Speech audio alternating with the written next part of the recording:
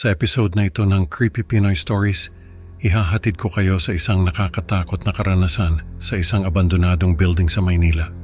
Mula sa mga kwentong multo hanggang sa mga kababalaghan, siguradong hindi kayo mapapakali sa inyong upuan. Isang gabi niyaya si Jomar ng kaibigan niyang si Mark na pasukin ang isang haunted na building. Pero sa kanilang pagpasok, isang tikbalang ang nagpakita at nagdala ng takot na hindi nila malilimutan.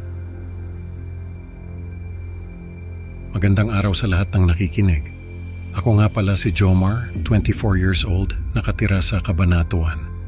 Itong kwento ko ay nangyari noong 2017. College pa ako noon sa Maynila. Nung panahon na yon, uso pa yung mga adventure na ginagawa ng mga kabataan. Yung mga nag-sneak in sa mga abandonadong building para mag-overnight at kung ano-ano pa.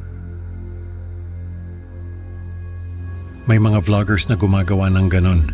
At minsan may mga na-encounter pa silang mga multo. Kaya naisipan kong i-share itong kwento ko kasi baka may ibang nakaranas na rin ng katulad ng sa akin. Baka may makapagpaliwanag sa akin kung ano ba yung nakita namin. May isang abandonadong building sa isang malaking park sa Maynila. Matagal nang pinag-uusapan yung building na yon na haunted daw. Pero wala namang nakapagpatunay kasi nga pinapasara yun ng mga guard lalo na sa gabi. Pero isang gabi, niyaya ako ng kaibigan ko na si Mark na pasukin yung building. Naghanda kami ng flashlight, tubig at kung ano-ano pa.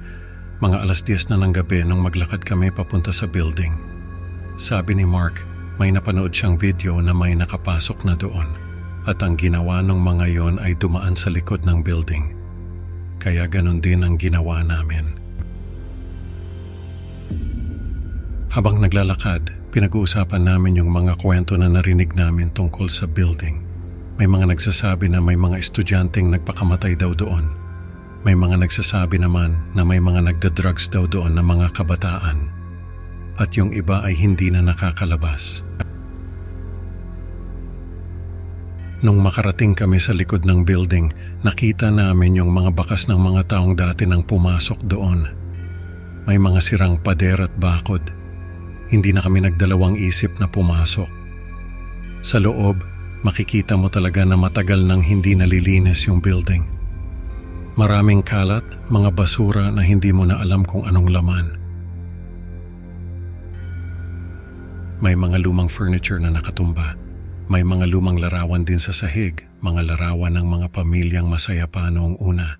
Pero nung tumagal ay makikita mong nagkawatak-watak na yung pamilya. Nung makarating kami sa hagdanan, pababa ng building, sabi ko kay Mark, bumalik na kami. Pero sabi niya ituloy na raw namin kasi nandun na rin naman kami, bumaba kami sa hagdan. Habang bumababa ay nararamdaman namin yung biglaang paglamig ng paligid. Parang may presensya ng iba. Nung makarating kami sa pinakababa, may narinig kaming malakas na tunog. Parang tunog ng isang malaking bagay na nahulog sa sahig. Napasigaw kaming dalawa ni Mark, parang sasabog yung tenga namin sa sobrang lakas ng tunog. Nagkatinginan kami nagtatanungan kung saan galing yung tunog. Pero parang parehas kaming walang sagot sa tanong na yon. Nagpatuloy kami sa paglalakad. May nakita kaming hagdan ulit pababa. Nagpasya kami na bumalik na lang sa taas. Pero nung paakyat na kami, may narinig kaming yabag mula sa itaas. Napahinto kami, parehas kaming nakatingin sa itaas. Nakita namin yung isang babae na kamukhang-kamukha ng kapatid ni Mark na si Marga. Namatay na si Marga noong 2015 pa, kaya nagulat kami nung makita namin siya. Nakasuot siya ng puting damit parang lumulutang yung mga paa niya. Tapos yung mga mata niya parang walang buhay. Nung malapit na siya sa amin, bigla siyang nagbago ng anyo. Naging tikbalang siya, yung katawan niya, yung ulo niya. Napaatras kami ni Mark, pero nung tumakbo na yung tikbalang papunta sa amin, parang hindi kami makagalaw. Parang may humahawak sa mga paa namin. Nung malapit na yung tikbalang sa amin, tumakbo ako palabas ng building. Naiwan ko si Mark. Nung tumatakbo ako palabas, naririnig ko yung sigaw ni Mark. Pero hindi ko siya mahabol kasi sobrang bilis ng takbo ko. Nung makalabas ako, hindi na ako lumingon. Naglakad ako pabalik sa dorm namin. Hindi ko na alam kung anong nangyari kay Mark. Hindi na siya nakalabas ng building. Nai-report siya na missing, pero ako alam ko kung nasaan siya.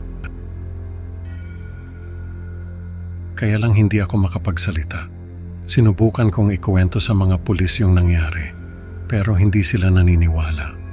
Sa ngayon, gusto kong balikan yung building na yon. Alam kong delikado, pero gusto ko pa rin. Hindi ko kayang iwan si Mark doon.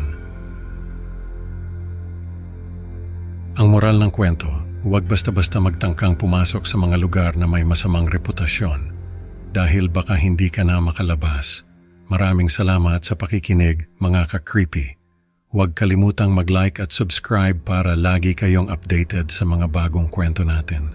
Can't wait to see you on the next upload. Hanggang sa muli at mag-ingat sa mga anino sa dilim.